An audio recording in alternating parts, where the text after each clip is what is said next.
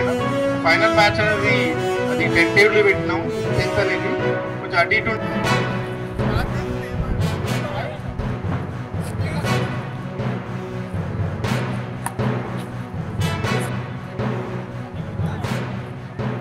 టీటీసీలో cricket tournaments Bodhan డివిజన్లో cricket tournament start అయిపోతాము.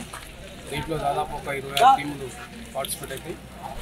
దీని మెయిన్ ఉద్దేశం ఏంటంటే అసాంఘిక కార్యక్రమాలు పాల్పడకుండా ప్రజలకు మంచి అవేర్నెస్ అవగాహన కల్పించడం కోసం డ్రగ్స్ కానీ సైబర్ క్రైమ్ కానీ తర్వాత ఇంకా ఏదైతే చెడు అలవాట్ల బానిస కాకుండా గాంజా లేదంటే సైబర్ ఫ్రాడ్ లేదంటే ఏదైతే ఉండే సమాజంలో ఉన్న చెడులన్నిటి గురించి వాటి ప్రజల యూత్ని మళ్లించడం కోసం చేసే ప్రయత్నం. అందరూ కూడా 26 టీంలు పార్టిసిపేట్ అవుతున్నాయి.